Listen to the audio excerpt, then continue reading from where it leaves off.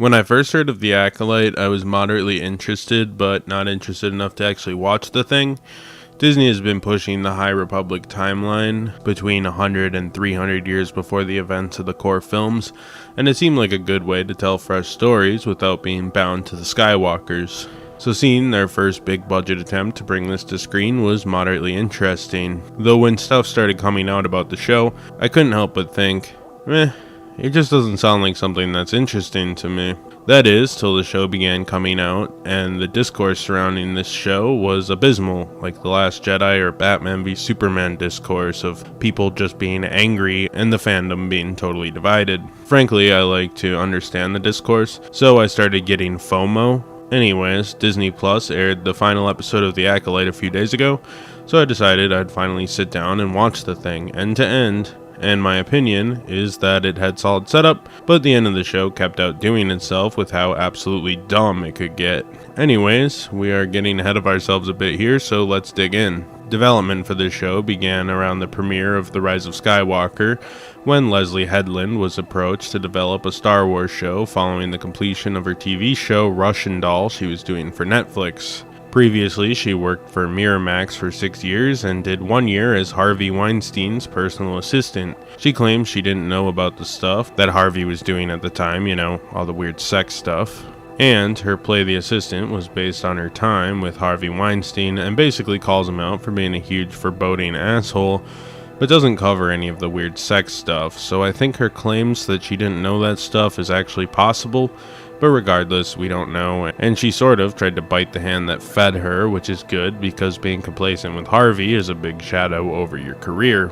Eventually though, after stage plays and some television work, she ended up landing the big Star Wars gig.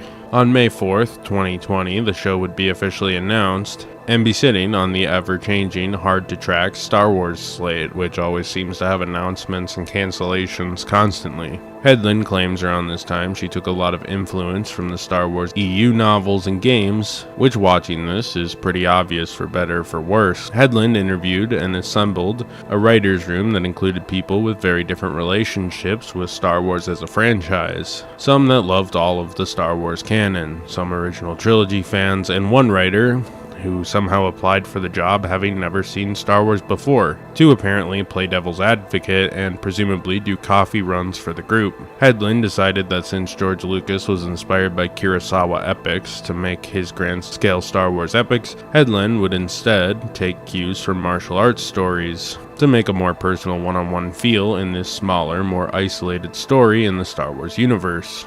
The Acolyte was filmed in 2 parts. In October 2022, the team filmed on the Mandalorian super video wall Disney uses in a lot of Star Wars projects, and later on, in January 2023, they shot on location. The show bumped into some delays, due in part to the SAG-AFTRA strikes in 2023, but seemingly had a pretty smooth production from filming to post aside from the brief pause.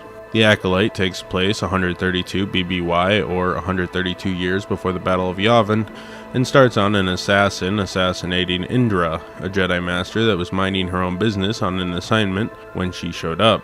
After this, it doesn't take long for the Jedi to match the description to Osha, a former Jedi Padawan who left the Order. Initially, they assumed it was her, despite her having a twin sister, who they believed had perished the night that Osha was taken in by the Order.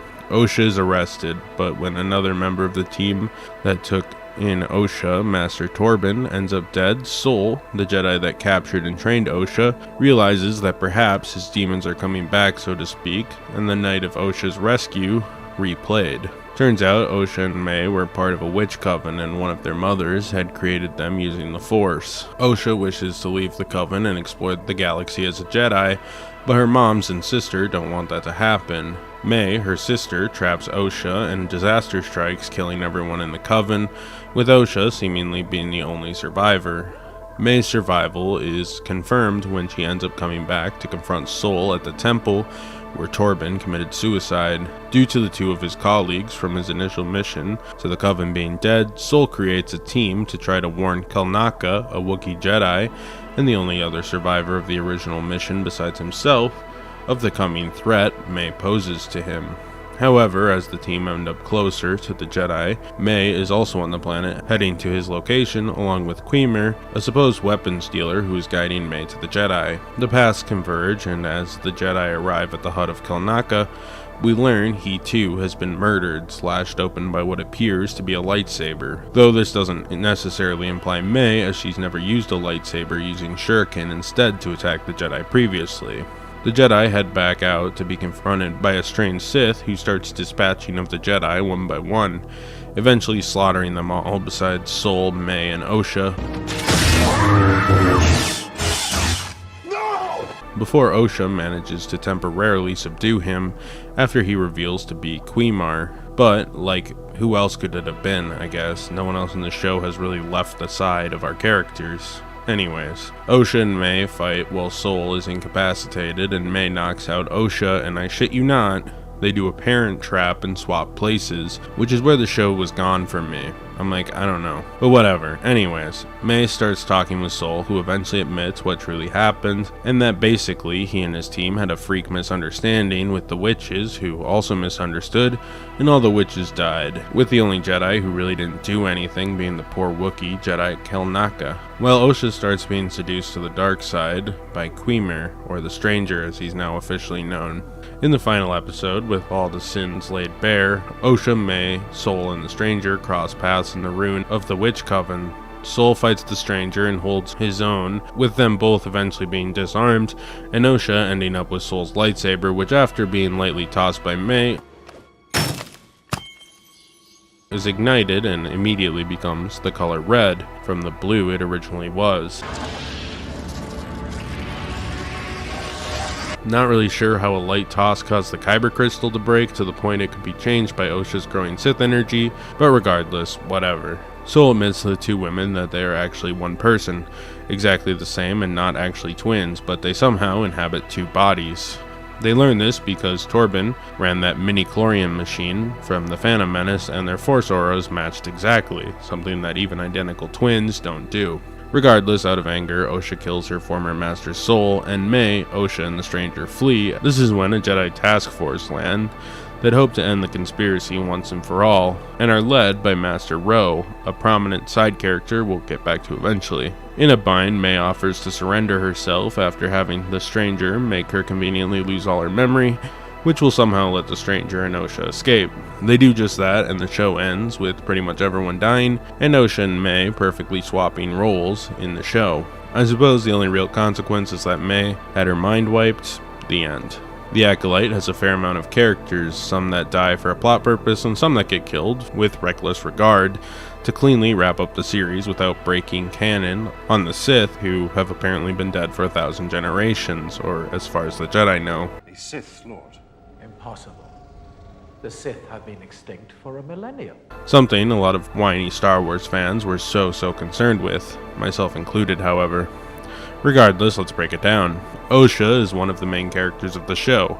As a kid, unlike her sister, she wished to be a Jedi and thus planned to set off with them when her whole village was slaughtered due to a mishandling of a tense situation by the Jedi, who essentially acted as well-intentioned colonizers. I think that's what they were going for, at least. Osha is kind of a hard character to pin down. She is concerned with her sister May, and grows a bit of an attachment to her former Master Sol's Padawan, Jackie Lon, who is eventually killed when fighting the Stranger later on in the show. She always assumed May burned down their mother's temple, leading to their deaths, which is true to an extent. However, Sol and the other Jedi accidentally kind of started the slaughter, hence why Osha never really tried to question much further the Jedi, since they thought May was dead. Eventually, she's seduced to the Sith, while her sister starts to become more of a neutral party, and eventually has her mind wiped. I'm not sure if the idea is to explore this in the future as something like the balance of the Force or some shit, where they always have a good and an evil twin since they're one person or whatever. I don't know if that's what they were going for, but I guess that's the only way I can explain the massive character switch of Osha. May is Osha in reverse. She is evil and then she is good. But I think the whole show she seems reluctantly evil, then becomes kind of reluctantly good, and Osha kind of does the same.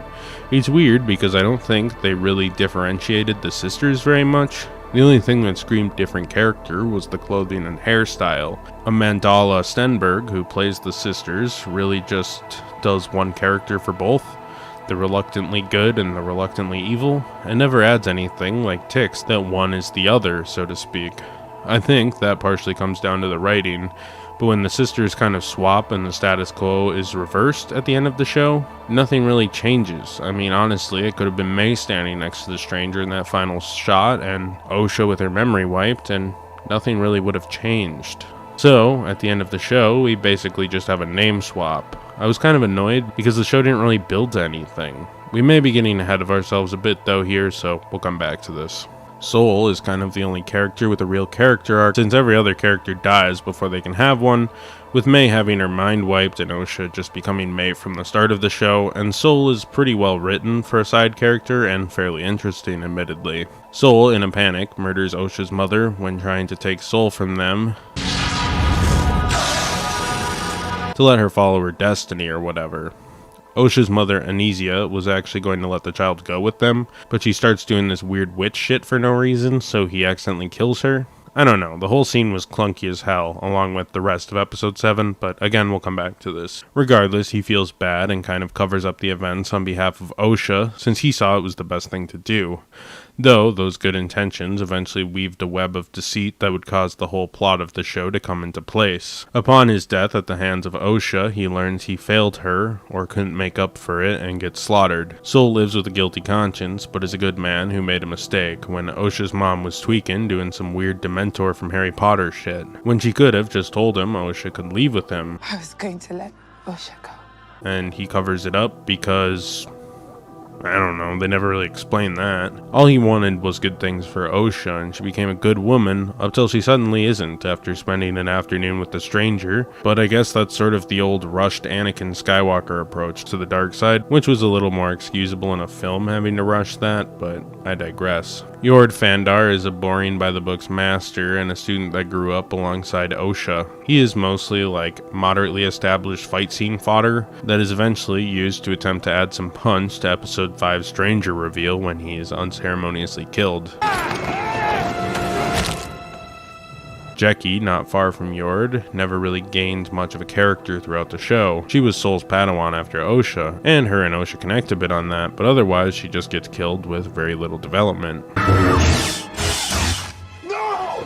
Bernesta Rowe, notably portrayed by Rebecca Henderson, the wife of showrunner Leslie Headland, is more of a political Jedi, kind of working in the background in this case. She's kind of middle management and tries to cover up things that are happening from the Senate and the Jedi Council, so not to cause panic and whatever, I guess. I don't know why they don't want to panic about the Sith, but since May conveniently loses her memories in the new Superman 2-esque mind-wiping force power, it all works out in the end and it gets covered up, so I guess yay for Ro, she got it done. But she's one of the few characters that actually managed to survive this show, though she might have like 15 minutes of screen time across all 8 episodes. Mother Anesia runs the Witch Coven and used magic to have her twin babies, who are also kind of one person, since she's married to another woman, the abnormally aggressive Coral, who sided with May on not letting Osha join the Jedi. Eventually, through a series of events that leave the Jedi both guilty but not bad guys, since the show really wanted to tread lightly on that, her and then the other witches die in a freak accident, basically.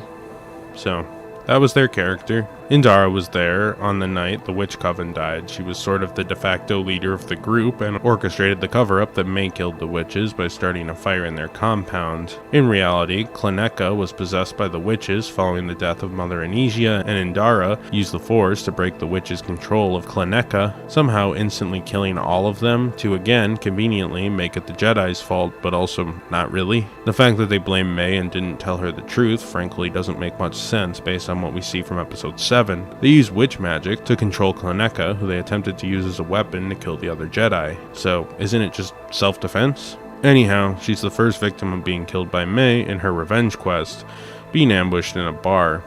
Indara also has a bit of a conflict with Soul for trying to train Osha out of a hunch and personal attachment mostly. She was pretty leveled-headed, even though she killed all the witches in self-defense and then made the absurdly dumb call of covering up the truth for no reason, really. I guess for the sake of Osha? I don't know. This character makes no sense, honestly, neither does any of the other characters, but I digress. Torben was Indara's impatient Padawan at the start of the show. He ran into the witch coven with Soul and was a little bit mad after he got originally possessed during their first encounter with the witches. 16 years later, he kills himself to protect the secret of what really happened that night. Though again, kind of like Indara, I think the mystery unfolded to be a tragic accident over some damning criminal activity from the Jedi, so it kind of feels hollow by the show's conclusion that he killed himself. I think they really should have made something more damning and criminal that the Jedi wound up doing to make him want to kill himself. But again, they wanted to make all the other 3 Jedi look like bad guys and Soul like some sort of reluctant good guy. It doesn't make any sense what they were going for. Kloneka seems to be the only one of the 4 Jedi that was totally innocent in the raid on the Witches' Coven. He was just kind of there. It was Soul's idea to make contact. Tobin got angry after being possessed and went in early with Soul, which caused him to accidentally kill the main witch, and Indara killed the witches in some convoluted force moment. Kalnaka was just kind of along for the ride, and even during the fatal raid, went to get Soul and Torben to chill before being brainwashed and ultimately fighting the other Jedi. The Stranger is the final character, and at first he is undercover as Quimir, which is not his real name, just an alias. He was a ruthless character that appears to be a Sith, though we never got direct confirmation he is officially with the Order. Rather, he may just be a dark Jedi, which is something that has always had some nuance in the Star Wars universe. In fairness, though, they are fundamentally not all that different from a story standpoint. A dark Jedi and a Sith are basically just evil red lightsaber-clad villains. But to the deeper lore, it has some minor differences. Regardless, he kills pretty much all of the Jedi with little effort. He is mostly mad at the Jedi for hunting him for practicing the Force in an unauthorized way, at least according to the larger Jedi power. Though they didn't even know about him until he started slaughtering Jedi for some reason. This idea of monopolizing the Force is part of what convinces Osha to hop over to his side, along with the apparent planned romance that never really felt developed in the script, and if it went forward, it would have been another baffling choice in a long line of baffling choices this show made. The only real romantic thing he does is flashing Osha his cock and balls during a skinny dipping session. I'm wondering if it's honorable to kill me like this. But I have a feeling that most women wouldn't particularly find that romantic. We don't really know a ton about the Stranger from Season 1, though the idea will likely to be to develop him further in a potential Season 2, which this show surely leaves open for. This show really loves its cheap gimmicks and cameos. Frankly, it feels obsessed with adding stuff to the lore for the first time in live action, and also really likes putting random characters in it for just a moment. They range from slightly less eye-rolly, with Coyote Monday, who shows up for a scene in a meeting just because they felt like it, I guess. People were really mad about this because in Legends he was born in 93 BBY, whereas this show takes place in 132 BBY, and he already looks kind of old, which makes him minimally 50 odd years older than he was in Legends, but like, who really cares, guys? The extended universe is over. I love the extended universe, but changing a Jedi's birthday and race's aging habits I don't think really matters that much. Sorry to disappoint you guys if that opinion is startling. They also briefly cut to Yoda, though you only see him from behind, so it's mostly just clickbait so people can say, whoa, Yoda was in the show. They added lots of yellow lightsabers to the show, which always kind of bothered me. I remember Star Wars Jedi Knight allowed you to use yellow lightsabers in multiplayer, which was kind of fun, and I know Rey's lightsaber was yellow, so it isn't technically new to the series by any means, but where were they during the prequels? Like, we saw a couple hundred Jedi on Geonosis, and none of them had that saber color. Whatever, it's a bit of a nitpick, but I'll never really get used to it, and it's almost as bothersome as Mace's purple lightsaber, which in 2002 was probably my biggest complaint about Attack of the Clones in my 4-year-old mind, so that shows where my priorities lie, I guess. On a more egregious note, they had a few ads that they did for a single shot just to drum up hype. The first one was the light whip.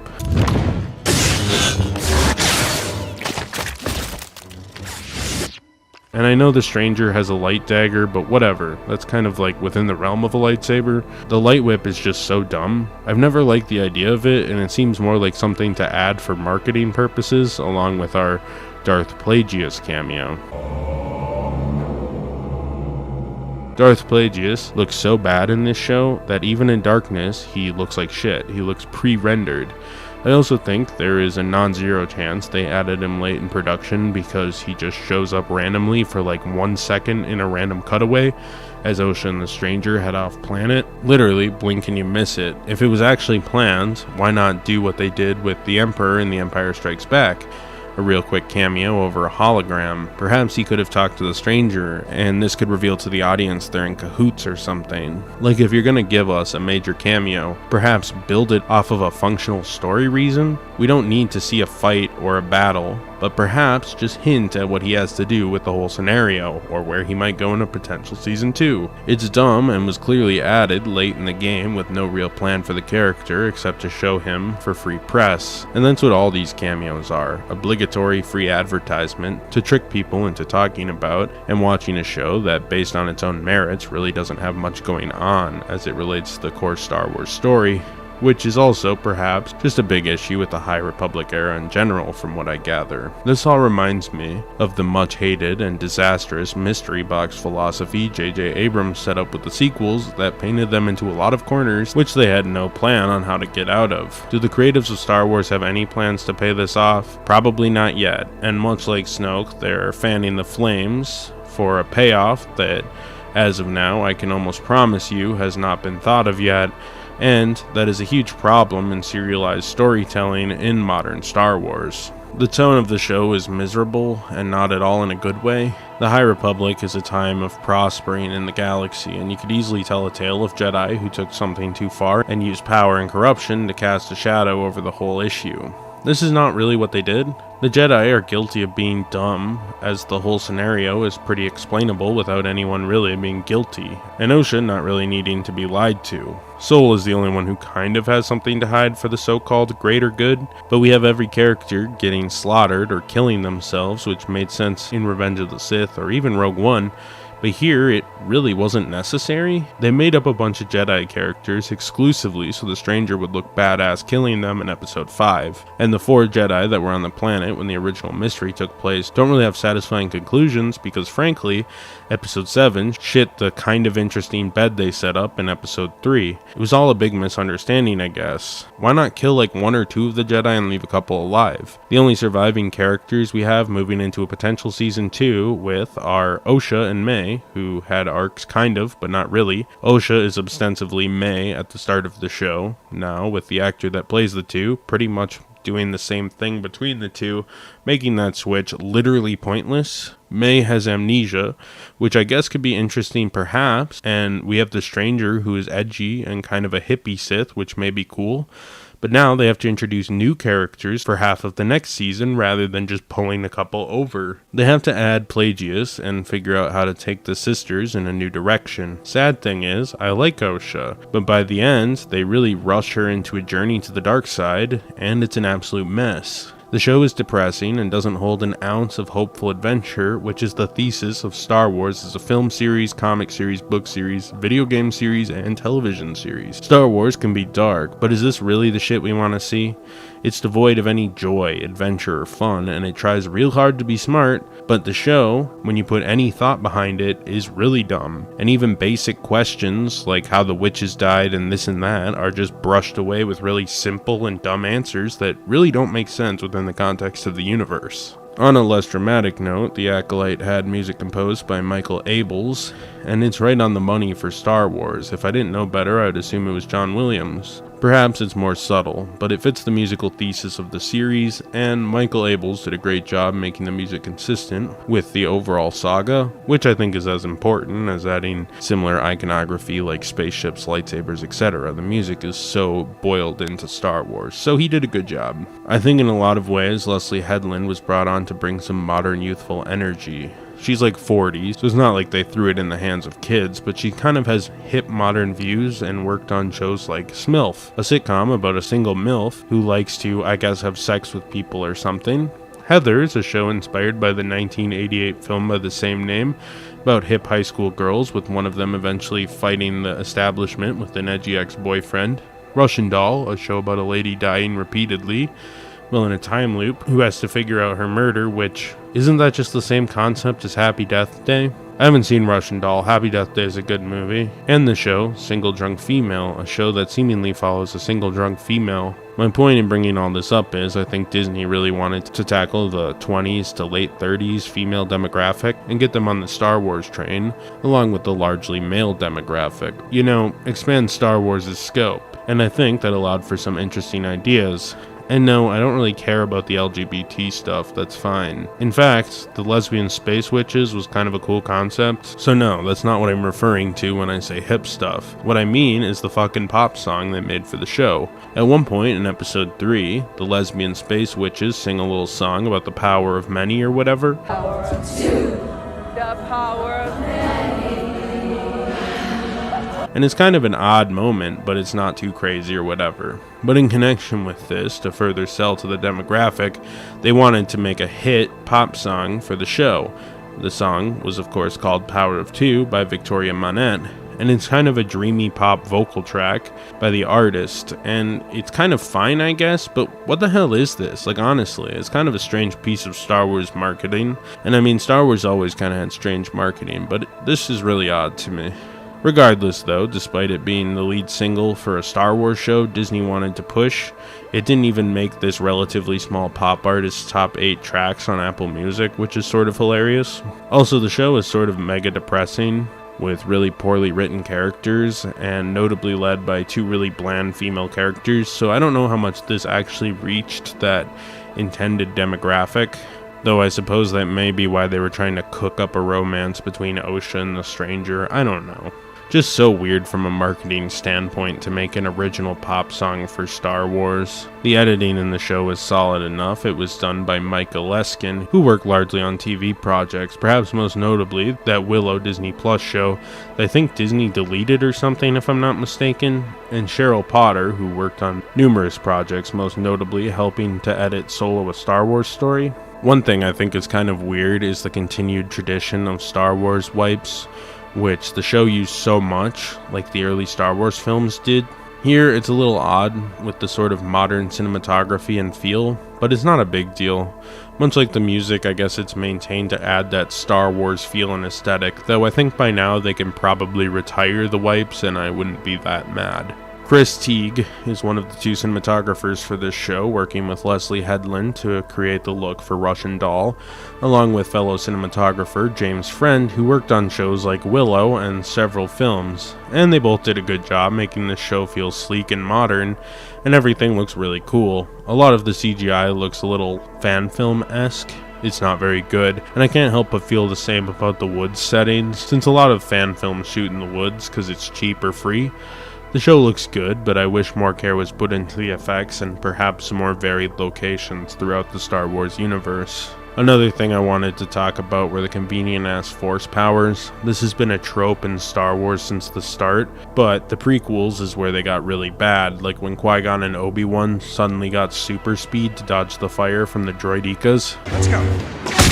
Something that none of the films ever did again, and I have yet to see it utilized again in anything except the EU Star Wars game, Star Wars Jedi Outcast, which I happened to mention earlier. This show has a couple things that irked me, and seemed to be made up just to conveniently shove aside plot points they couldn't figure out how to close. At one point, Indra uses the Force, and this somehow kills the entire Witch Coven, since they were all possessing Kilnaka.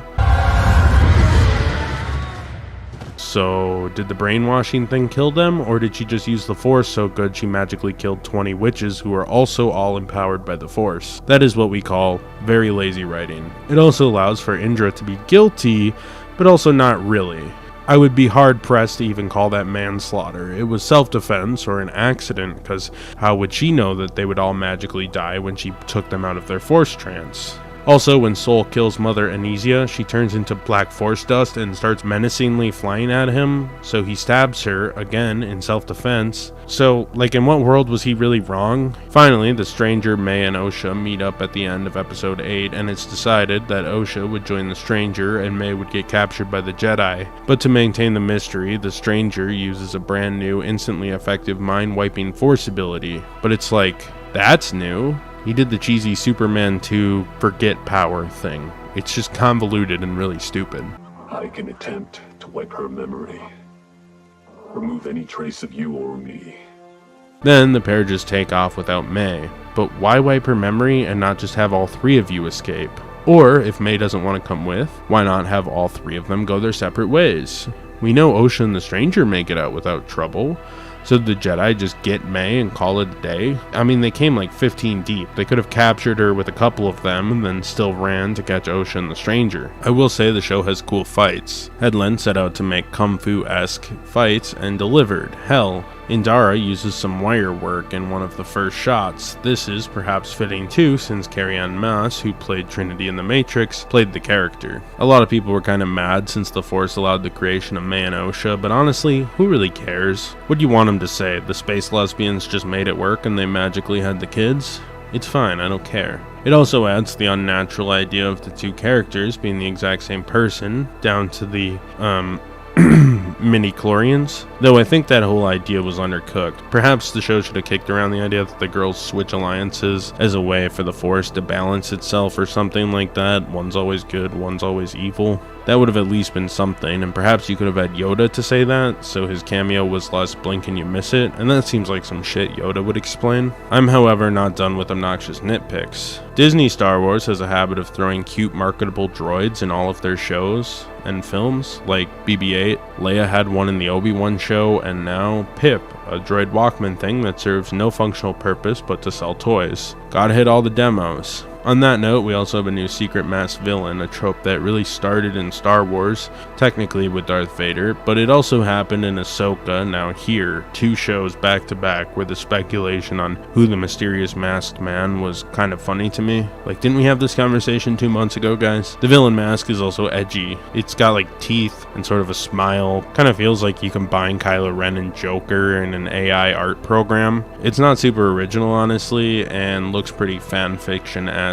though that adds to the fact that this show feels like a bad EU novel blown up to a TV show. Another weird thing is seeing the Nemodians dubbed in really generic American accents. Pleasure of Jedi presence on our humble ship. Like, why not do alien accents or something, like Newt Gunray's weird assistant lady? I get you can't do the racist Chinese accent anymore. My lord, is that legal? I will make it legal. But seeing these aliens sound perfectly normal was an odd play, since they're slimy, evil aliens. Though I think seeing the Nemodians adds to the fact that this show was definitely designed to evoke the prequels, much more than the OT. You have Jedi everywhere, Coruscant, prequel-era cameos like Ki-Adi-Mundi, and so on. Even the ship designs feel pretty prequel-esque, if a bit generic. I also think it's wild May switches place with Osha at one point and then just parent-traps the Jedi. Like, it's so unreal. Also, Sith Guy knows right away, then exposes himself to Osha like Harvey Weinstein or something. Oh, shit. Anyways, the Jedi don't detect this because I guess they're dumbasses. It also isn't hard for these two sisters to impersonate each other because they seemingly haven't diverged at all in appearance or attitude, despite being separated for 16 years preceding the events of the show. Another stupid contrivance is when Osha bleeds Soul's blue lightsaber, making it red. The reason this happens is because May lightly tosses the saber, which somehow makes the kyber crystal shatter, then I guess Osha's hate makes it red. It's another moment to try for headlines. I mean, Anakin's lightsaber was still blue when he was slaughtering fucking children in Revenge of the Sith, and I also don't buy that Osha was going from cool and level-headed for 7 episodes to simply learn what happened with the Jedi, making her so mad she could bleed a lightsaber the way a fully developed Sith would. But I guess it was because May lightly tossed the lightsaber and cracked it in case people tried to nitpick the very obvious and shitty symbolism. God, this show is dumb. Anyhow, to put icing on the dumb cake, May and Osha are again separated, and they play sad music during them leaving, and Osha's like, I'll find you. But like, why the hell just not have her come with? Fuck this, man. The show just falls apart. It's so poorly thought out. It feels like an extended universe novel on screen, and Headland said the EU was an inspiration, which makes sense with how the show feels. That's not even to hate on the EU, there's plenty of good stuff, but some writers get access to the world of Star Wars and get too big for their bridges, aiming for impact on the lore over making actual good stories. This seems to be the case here. Headland jumped in head first with cameos, new lightsabers, cool character designs, expanded representation, including a fucking Wookiee Jedi. And that's all good, but if the story can't stand up to the scrutiny, then you just added shit to add shit and not to add to the story at hand. Even George Lucas fell for this a few times with the prequels, so it's not exclusively on her or the EU, but it's definitely a slippery slope, and this show ended up choosing cool stuff over a smart story. It's a shame because the first 4 episodes had solid setup, but the last 4, which is where the meat of the story happens along with the payoffs, were just end-to-end disappointments. There was almost nothing I thought was smart or well written. The show also lacks much hope. Even darker entries of the core series, like Revenge of the Sith, have Luke and Leia being born, and Obi-Wan and Yoda setting off to regroup and hopefully defend the galaxy's last hope. This show ends with everyone dead, the main character a Sith, and her sister an amnesiac.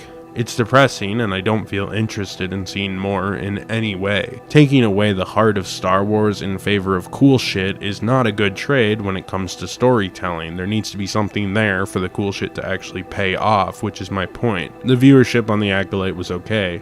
Apparently, the first episode did 11 million minutes over its first 5 days, where in comparison, Ahsoka did 14 million. I've seen graphs saying it was viewed more than Andor, but less than the other Star Wars shows. It's hard to say. Streaming numbers are hard, but I'm under the understanding it might have done okay on viewership, though how 11 million minutes translates to paying down the budget of an $180 million show is kind of unknown to me.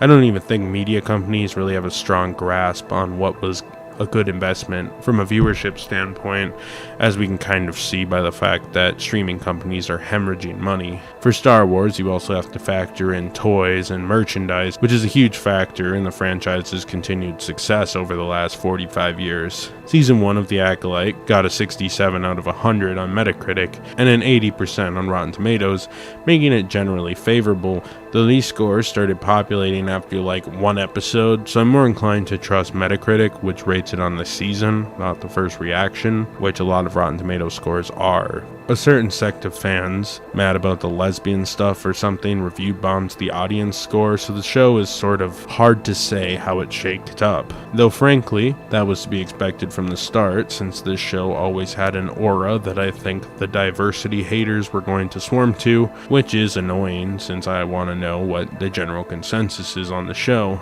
I'm also guessing general discourse on me not taking this show favorably will likely revolve around racism or something like that, as the defenders often say. Let's just hope this show fades into obscurity as a pretty mediocre blip on the wider Star Wars universe, and that we don't have to continue to hear the most obnoxious discourse on both sides forevermore. As for Season 2, they definitely set it up to be a possibility with things like the lame Plagius cameo and all that, but it's really hard to say at this point. The show had okay views, okay reviews, and drummed up attention well, but I think it'll come down to the fans who like it voting with their wallets, because if the merch doesn't sell, the show will likely be forgotten, much like what happened to Solo: A Star Wars Story, which also set up some plot threads that were never followed up on. For now, I suppose we'll wait and see.